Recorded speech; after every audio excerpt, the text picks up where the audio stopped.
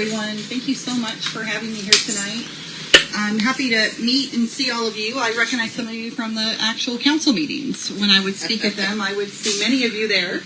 And so it's kind of interesting to see that other side of the fence. So a little bit about me. I was born and raised in Orange County, graduated from Western High School, and I lived in Anaheim for a bit. And I worked for the county of Orange. I started there for my public service, and I was there for 27 years. And a friend called me. He worked at Anaheim, city of Anaheim. He's retired from the county, decided to go work there part-time, and gives me a call and says, hey, purchasing agent position is open. You should come and work here. And I said, well, why? He's like, because they need help really bad. They need you here. And so I threw my name in the hat, and I got the job. Started on July 8th, 2024. And when I first got there, I noticed the morale was a little low, and the department seemed like they didn't really have great support from the purchasing department. So I conducted a customer service survey. I wanted to see where we were at, what's going on. Send that out, and it wasn't good. We were not doing a very good job.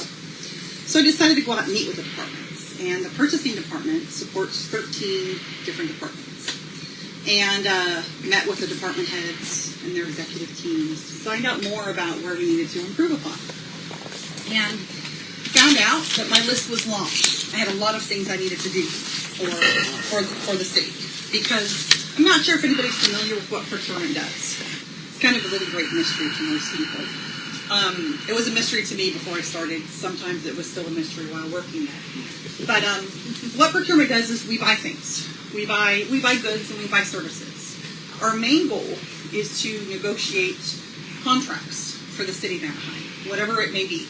Janitorial services for our building, or splash parks for the parks. Whatever it is, procurement is supposed to take care of it. And these contracts need to be written in a way that protect the city, clear scopes of work, and terms and conditions. Because when our contractors are performing, that means that we're minimizing the spend for our taxpayer dollars. That's really important. And that is literally my only job in procurement, is to save taxpayer dollars, to negotiate a fair wage with those vendors. I want them to get paid, and I want them to make money, because if they don't survive, then we don't get those great deals. So it's a really great partnership. Well, I discovered on my second week at the city of Anaheim that the purchasing department doesn't write contracts. They don't have negotiated terms. They don't even have signed contracts. The city of Anaheim does not sign contracts with vendors that they currently have. So that was a big problem, because if without a binding contract, when I bought my house, I had to sign a contract. When I purchased a car and I had to lease it, I would finance it, I had to sign a contract. But for every service that we have out there, there's no contract. So how do I enforce those things if a vendor doesn't perform? And I can give you an example of this. Had a department call me on a Friday at 3 o'clock, my, I think, third week of work, and said, hey, I need some chemicals delivered from this company, and they won't deliver it for our water. I said, okay, why won't they deliver it? Well, because we haven't paid the bills. How much do we owe them? Well, we owe them about $40,000. That's unfortunate for a company not to get paid $40,000. That's important, right? But it's 3 o'clock on a Friday. I'm not going to find anybody in the office to help me with that question, because I don't process the invoices. I write the contracts. Well, I use that loosely, because there were no contracts yet. So I run around the office trying to find a solution, call the department back and say, well, what happens if we don't get these chemicals for the water? And he says, well, our water, we can't use it, and we need to buy potable water, and that's going to cost us hundreds of thousands of dollars to do that. That's not a really good option, because that's taxpayer dollars, again. So I decide to increase their credit card, just for a day, so we can pay that invoice, we can get that water, get that chemicals, get those chemicals, keep our water safe. But without that contract in place, I couldn't enforce that vendor to still deliver those chemicals without going through all these extra steps, because we didn't have that contract in place. So basically, when I got to the city, I had to build an infrastructure from the ground up.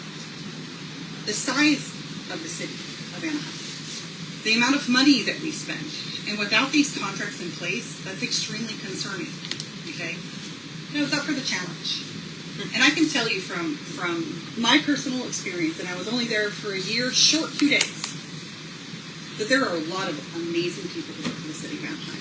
There are some dedicated public servants that I worked with that really care about all of you.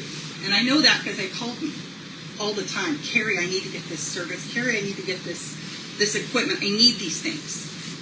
But they were starving for service. They were starving for assistance, and they were not getting it from the leadership that was currently there, unfortunately. So I launched numerous initiatives to save the city money. And the departments were so appreciative. But along the way, I saw some things that were concerning. And I questioned them. And I got pushback. Don't worry about that. I was getting gaslit. But there were so many other things on my plate. Training staff who have never written a contract before to learn how to write one. And going through all those steps just to get it to city council to answer those questions. There were challenges. And so I kept moving forward, and I put out the fires that I could. But in April, I get a request for an IT contract. It's a lease for $4.5 million for HP. They wanted to renew this lease. So I questioned, why are we leasing computer equipment? And by computer equipment, I mean the PCs, the monitors, the mice, the keyboards. Why would we do that? That seems odd. I was at the county for 27 years. We never leased computer equipment. How much is that costing us? Well, it's costing us about $5,000 per station. Well, I mean, I've been on Amazon enough to know that's not what we should be spending per unit. I'm a frequent flyer. So I question it. I push back. I go, I want to see exactly what we're spending and why we're spending it. I asked numerous people, why are we leasing? I never get an answer. And if the purchasing agent can't get an answer as to why we're leasing something, it raises suspicions. So I don't know if a lot of you have read the tort claim, but the 1999 policy, something that bothered me the second I heard about it. Why is it called the 1999 policy? Because it was actually established in the year 1999, when my son was 4 years old. He's 30 now. So that's a long time that policy's been in place. But I was told by my superiors that policy was the law of the land. I had no reason to not believe it. I had no reason to doubt it because that's what I was told. So when this HP contract came forward and the $4.5 million were supposed to renew, I wanted to go to council and say, hey, let's let council just confirm this policy is still something they want to do. Because none of them were in place. None of them were elected when this policy was initiated. Let's make sure that we're headed in the right direction. And I was told numerous times, no, just move forward with it. Well, let me talk to the city attorney's office. Let me see what they say about this. Because, they're attorneys. They should know. They would be able better to tell me if I should go to council or not. So I contacted city attorney's office, and they've never heard of the 1999 policy. They weren't aware of it. So, with the city attorney's advice, I decided to put my foot down and demand that we're going to go to city council for this, because this is taxpayer dollars. And I thought one of two things would happen. They would approve it, and then I don't have to worry about it anymore. It's going to bother me. I'm going to try ways to save money in the future, but at least I could get this done and then pay attention to that moving forward. Or they're going to lose their minds, and it's going to stop, and it's going to fix itself anyway. I didn't expect, however, to be fired 2 days before passing probation, because I demanded to get this approval. Jesus Christ. So, needless to say, I was pretty shocked. I was pretty devastated, because I loved my job. I was good at my job. And the departments were appreciative of the fact that I was able to solve their problems with the help of my team. And the morale there, like I mentioned, was extremely low. When I got there, there were sexual harassment issues with my staff. And there were women there that were required to report to somebody who was sexually harassing them. And that's something I addressed immediately as well. So there were issues that I addressed that had gone just ignored for years. So that being said, I I'm terminated on July 3rd, the day before Independence Day. Ironically, I was independent of a job. A lot of people from Anaheim reached out to me. Outraged. They were upset. They were angry, and is there anything I can do? I really appreciate that. One of them, though, gave me advice to file a tort claim. I had no idea what a tort claim was. No idea. I know what a contract is. I can write you a scope of work in the blink of an eye. But a tort claim, no knowledge. So I ChatGPT'd it. Now, when I got on the computer, this is important, and this is my favorite part of the story. When I got on my computer, I had just been fired. I was devastated. I was distraught. But I don't think I mentioned that I was working 6 to 7 days a week. So I had a computer set up at home. And I got on the computer. I wanted to get onto ChatGPT to find out what a tort claim was. So I was using the work computer. On the same day I was fired, discovered that the city of Anaheim did not deactivate my access to my computer. So people asked me, did I know that I was getting fired? I had all that documentation. No, I didn't. I didn't know I was getting fired. But I was able to access that information for 4 days and pull all the proof and all the evidence so I could prove that I was unlawfully terminated.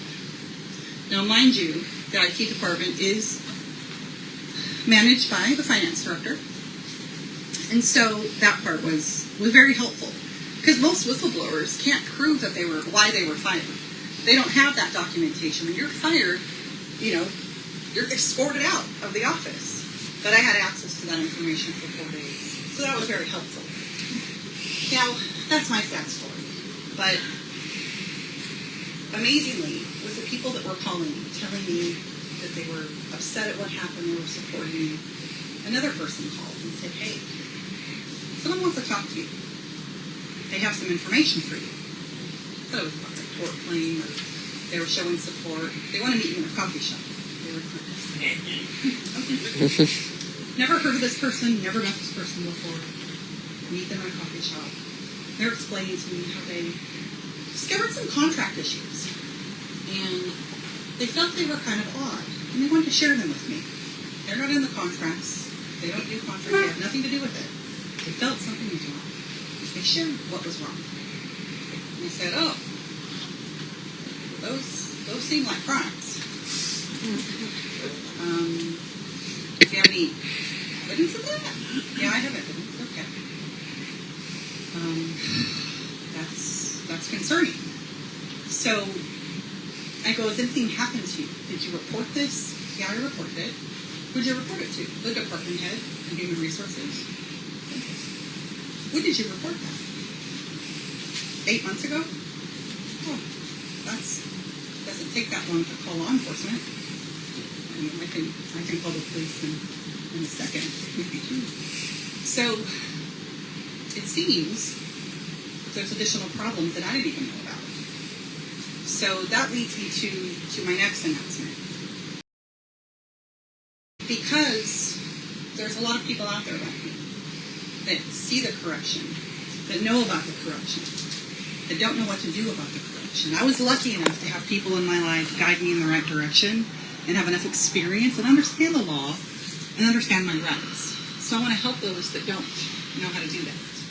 So I am happy to announce that I am launching a nonprofit called C.L.E.A.R, the Coalition for Local Ethics, Accountability, and Reform. So what this is going to be about is that whistleblower, and she reached out to me. It something in me clicked. There's a gap with local corruption. There's a gap in not understanding what they're doing and why they're doing it. And I assure you that the city of Anaheim is not a full-blown corrupt city. They're not. But there are bad apples there. And they need to be held accountable. And I've seen it with my own eyes, what they've done. So my goal is to help these whistleblowers have a safe place to reach out and get advice. Now, they can call the media. But the media, yes. They were supposed to have that. That was a reform that they passed 2 years ago under Ashley Aiken. You're supposed to be able to report up to Vanderpool. Well, in my experience, when you report it to the leadership, nobody really wants bad press. So the leadership that's the problem. So it's important to have outside agencies that have more objectivity to look into claims. And so what I want to be is I want this organization to be is an outlet for people who are either too afraid to come forward and they just want to share the information. So Public Records Acts can be submitted so we can get that information. Or if they want to be on the record as a whistleblower, I can walk them through that process. I can refer them to labor law attorneys. I can refer them to the correct organizations for the civil rights or the EEOC and then assist them with that. But I also want to help the small businesses because part of when I was a purchasing agent, I was working with vendor outreach because I felt that Anaheim needed some assistance with regards to their public relations and contracts.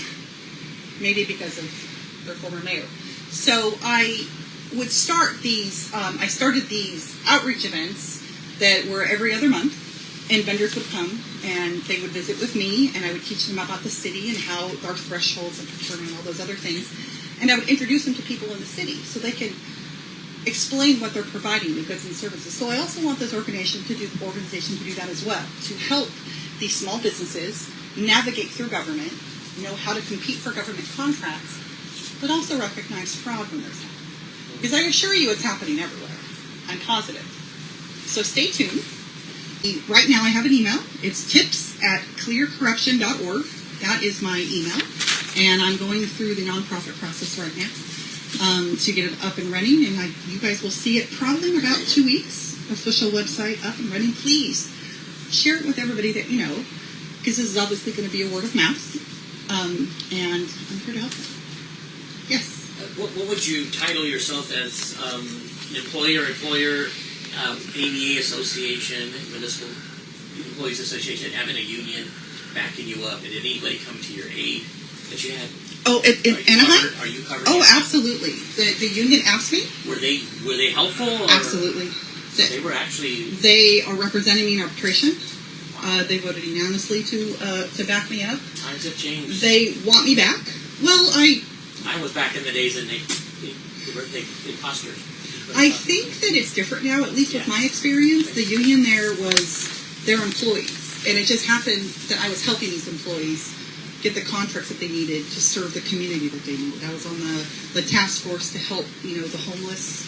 And so they were providing nurses to reach out to them, and I was working with them. So these are the people that are on the union. And so they were extremely helpful and supportive and are supporting me throughout the process, which I appreciate. But they have limits to what they can do. And I want to bridge that gap. So when there is corruption, it's hard for the people in this room to find out about it. But they feel very comfortable talking to me. And so I'm hoping to build an organization that will allow us to correct these issues that are in government. And if they know we're watching, especially if they know I'm watching, they should probably pay attention to what they're doing. Because sunshine is the best disinfectant. So, well, and it's not my first time. It's in my blood to stand up for what is right and to also stand up for people who cannot fight for themselves. And so how I'm a public sector employee, I don't know. But it's important to me to make these changes and to do these things. So when people reach out to me and they ask me for help, I'm always going to say yes. But for this kind of fight, I'm not going to stop. So I'm going to start in Anaheim. But I'm going to branch out to the other cities. Because they need to know that we're paying attention and that we're not going to put up with it anymore. These are our tax dollars. And we want them spent appropriately. And we want these services that we deserve. Yeah. So. They actually work together. Exactly. So, any more questions? No, but I do have a comment. Thank Yes. you for what you do. Thank you. And also, I think it's really important for everybody to remember, it's always good to ask why. But whenever you don't feel that something is right, That's why the stuff is the way that it is, like you said, because once you start doing a little bit of digging, then you start to uncover other things that make you question a lot more important things that lead you down roads that make you feel a lot more educated. You understand exactly what the actual issues are, and you're a lot harder to lie to. Exactly. That's the most Exactly. important part to me, is that you're way too smart for them to have a conversation about the topic, and that makes you dangerous. Thank So, you. Thank you. Thank you. I really appreciate you. You guys have a good night, okay? All right. Well, keep in touch, and thanks for what you're doing, and Absolutely. we want to be part of it. I'm going to ask for help for sure. Vern, your number. And Yes, everything? Vern has it. Vern has Yeah. all my information, okay? Vern has all my information, okay? Thank you, everyone. You guys have a